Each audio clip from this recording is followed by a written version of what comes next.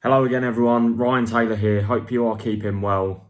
It's been a little while since I last uploaded to my YouTube channel. I've had really a lot of stuff going on, to be honest. I've moved house now, I've been dog sitting, I've had pre-season starting, I've been playing football again.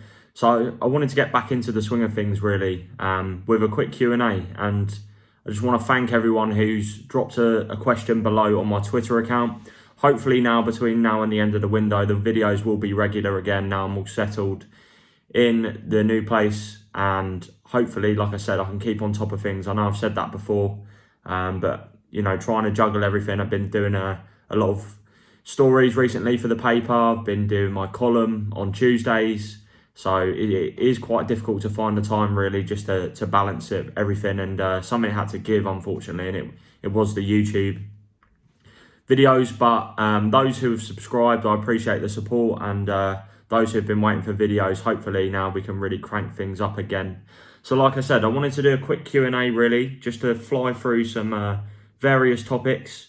I didn't get too many, but there's enough to work with, and hopefully the information I provide can be of use to some of you. So the opening question was, do you have a hint towards which winger Arsenal want to sign? And the answer to that is no, because at the moment, what's going on at Arsenal is the club are operating very much beneath the radar. I think Edu has very much sort of made it clear to those involved and inside the club that they want to keep things under wraps. Obviously, it was very much well known that the club wanted to sign Rafinha and Lisandro Martinez. Bids went in for both of those, but obviously the players eventually moved on to Barcelona and Manchester United.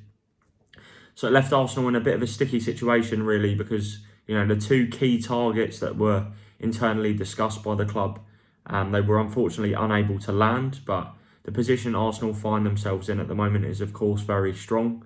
Beat Sevilla 6-0 in a pre-season friendly on Saturday. Zinchenko and Gabriel Jesus have really settled in. William Saliba is very much like a new signing. But in terms of a winger, it's definitely a position that's still on the agenda, but the identity of the targets are currently unknown. We do know from what's currently out there in the media at the moment, the kind of names they're looking at are the likes of Cody Gakpo of PSV Eindhoven, who would be available for around 33 to 35 million pounds. Not quite sure how strong Arsenal's interest is in Gakpo, but he's definitely one that they've sort of considered and monitored. Leeds were another club that looked at Gakpo as well. Jarrod Bowen is pretty much not under sale under any circumstances at West Ham this summer. They very much intend to keep him, like Declan Rice as well. So I'm not sure if that's really a serious option, but once again, he does fit that profile that Arsenal seem to be looking for, which is a right-footed, left-footed winger, right-footed, left-sided winger. Someone who could very much provide support to the likes of Bukayo Saka and really strengthen Arsenal's quality in reserve, which is ultimately what saw them fall short on a number of matches towards the end of the last season. Really didn't quite have enough quality and strength in depth to get over the line, particularly at centre back. That's now been addressed, of course, with Saliba's arrival. Very much expect him to stay at the club. There will be some more Arsenal coming up. But another question, what signings are in the works for Chelsea? So Chelsea are very much one of the Premier League's most active clubs at the moment. We know there's a lot to do on the basis of that 4-0 defeat to Arsenal in Orlando. Centre-back is very much still the priority. Obviously, Jules Koundé has now joined Barcelona.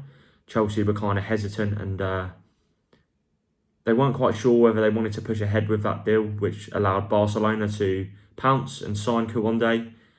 It looks like Manchester City also made an offer on the basis of what Sevilla director Monchi had to say. But the other names out there that are currently being explored by Chelsea are Wesley Fofana, Milan Skriniar of Inter Milan, and Benjamin Pavard. Fofana is the top target, it looks to be, but Leicester are very much clear in their position. They do not want to sell. The player's under a long-term contract with the club, which he signed, an extension following his move from St Etienne.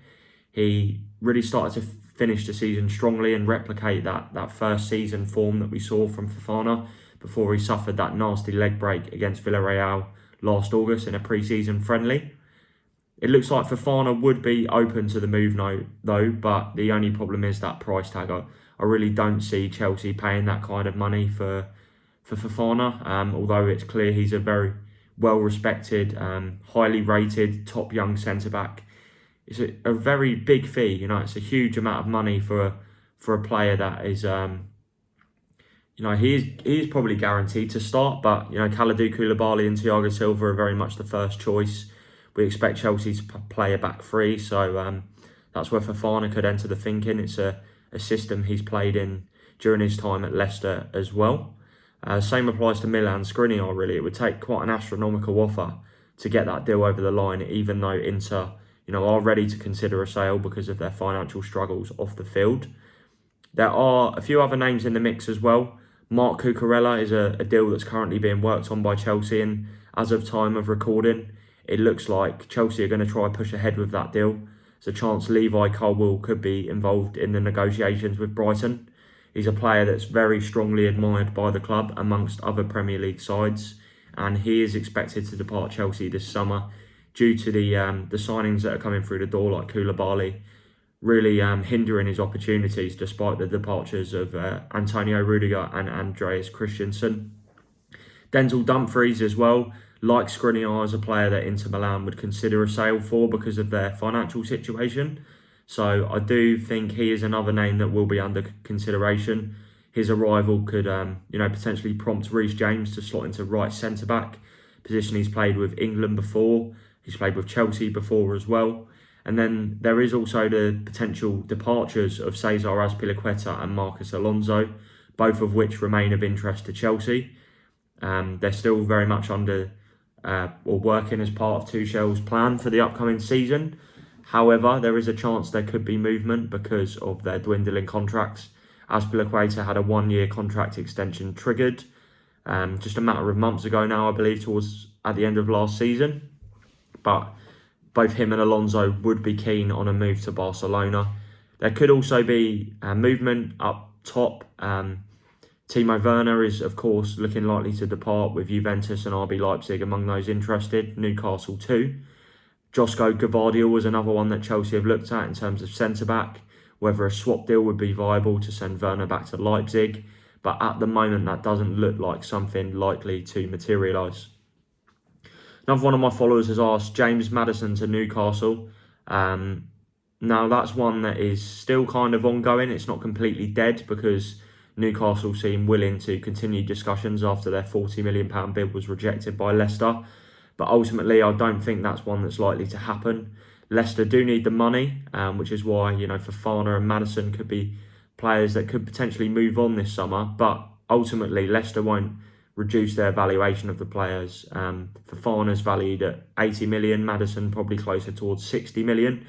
And, you know, just from an outside perspective, I don't really see the need for Leicester to sell Maddison. He is a very productive player that chips in with goals and assists. We started to see some more consistency from him last year.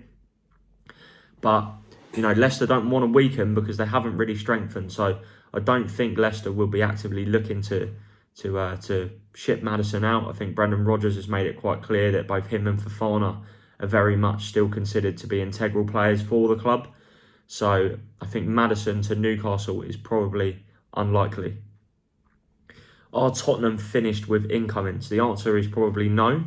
Although I think it would be fair to say Antonio Conte and Fabio Paratici have done the crux of their summer business so far with the 6 signings that have arrived at the club.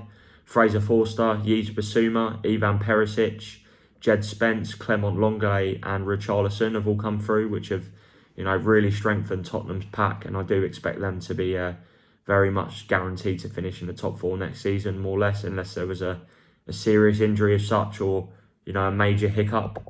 I do think Spurs will still be looking potentially to add a defender. Joe Rodon is obviously heading out on loan to Stade Rennes with an option to buy. Japhet Tanganga could also go to AC Milan as well. So centre-back is one that could still potentially materialise. As well, a creative midfield player, a number 10. Someone that would give Conte the freedom to switch from a 3-4-3 to a 3-5-2 with a creative midfielder, a number 10 as such, someone of the Eriksen or Lingard role, mould. They were both players that the club looked at, but they never decided to push ahead with those moves. So I do sort of question how strongly Tottenham were interested in those. See, Nicolo Zaniolo is a player that they're looking at the moment. Paratici has very much got a spider web of contacts in Italy.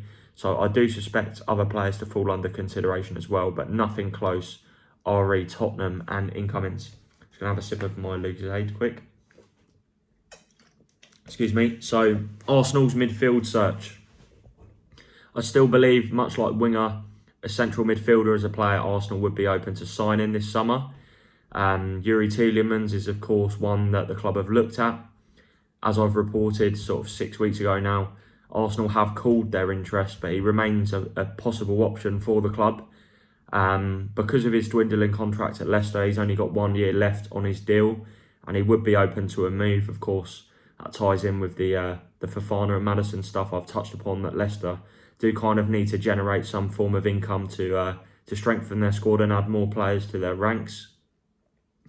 I'm not sure if Tielemans is the only player the club are looking at, but at the moment it's kind of very much quiet because, like I said, Arsenal are operating beneath the radar. They don't really want to give too much away in terms of targets. They don't want to get dragged into any sagas as such where price tags have fluctuated and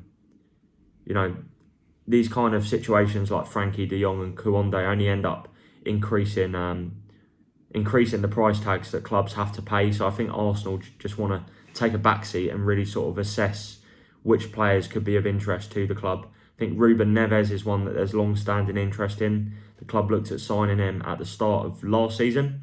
Deal didn't quite come off because Xhaka stayed at Arsenal after Euro 2020. Was linked with a move to Roma, but of course he's going to now stay put. Another question is Leeds forward targets. Now, that's a little bit of a difficult one because it's kind of quiet really in terms of Leeds signings at the moment. Much like Tottenham, they've got the crux of their business done. I do think Joe Geldhart will be expected to sign a new contract. Patrick Bamford will be fit now this season. He's had a little bit of a rough ride last season with injuries. You've also got Rodrigo as well. But the names that are of interest was obviously Charles de Ketelaere, who is set to sign for AC Milan from Club Brugge. And then PSG's forward Arnaud Calamuendo. I think Leeds made an offer to sign the player, but it's not one at the moment that looks likely to be imminent. I think Stade Rennes are also looking at him. And tying into Rennes as well, Martin Terrier is a player that Leeds have sort of monitored with Everton, but nothing really, concrete to that as such. It's just one of many targets that the club could potentially explore. See, Sinisterra's coming as well. There has been a lot of new blood really at Ellen Road in terms of new signings, but I don't think we've seen the last of them just yet. I just think Leeds want to continue to shop efficiently. They don't want to just throw money at it because, these signings need to be right. The calibre of players that are in need of being replaced, like Rafinha and Calvin Phillips. There needs to be strategic recruitment, and I think Leeds have shown that so far with the kind of players they're targeting. Very much young players with huge development and huge potential to potentially grow. Who will be Newcastle's next signing? Now, I can't really jump the gun on that because there's nothing seemingly close at the moment. There is a number of names of interest. Armando Broja, one of them. Newcastle will be interested in a loan, but from what I understand, from what I've been told, Broja's not really keen on another loan move after spending last season on loan at Southampton. Furthermore, Chelsea are very much leaning towards keeping him at the moment.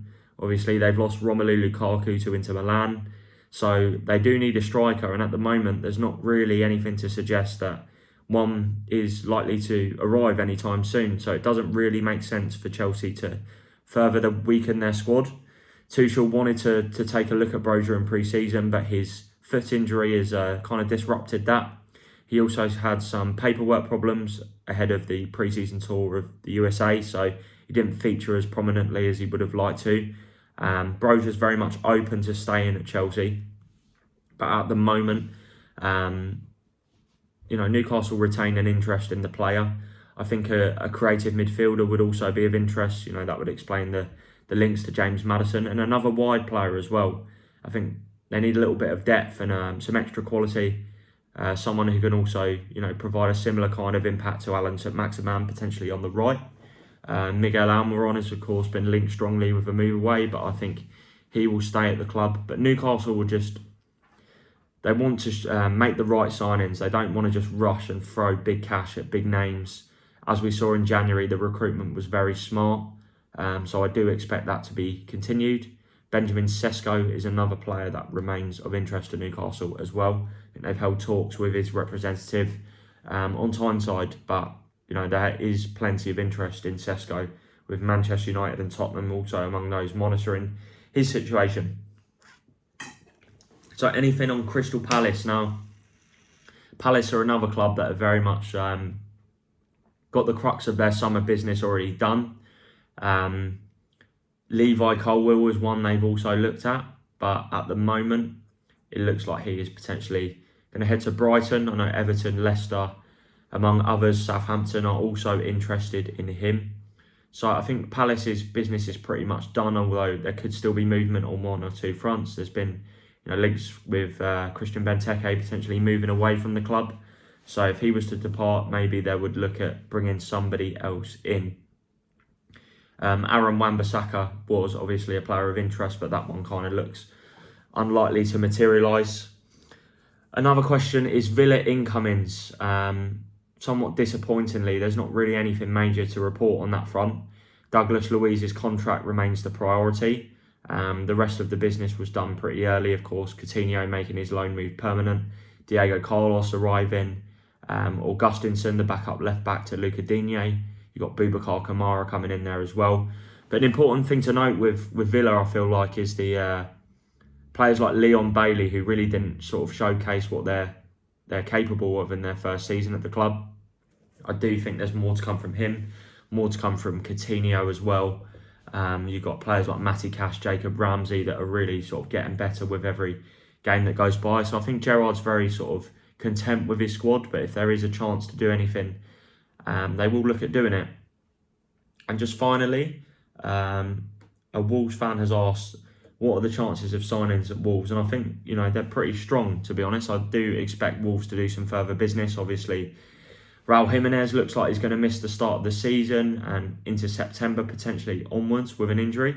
So a striker is very much one that they need to look at, with Fabio Silva joining Anderlecht on loan. There has been links to Benteke, but there's nothing really concrete at the moment with any links. Matthias Nunes, the Sporting midfielder, was one that the club looked at earlier in the window, but they did kind of had their work cut out trying to convince him to join. He's very happy and settled at Sporting at the moment ahead of the World Cup, where he's expected to represent Portugal. But Morgan Gibbs-White could also play a big part this season under Bruno Lage. He is currently expected to remain at the club, but I do think Wolves will be looking at adding another right-sided defender, maybe another midfielder and striker as well. Obviously, Dendonker's been linked to Everton, so there could be sort of an outgoing there. Other players that the club have been looking at are Dario Osorio, a young Chilean player, and Stefan Poch of Hoffenheim, who is that right-sided player who can play at centre-back and right-back. Key Janahava has, of course, gone to PSV Eindhoven. So I do believe there will be some potential movement on that front as well.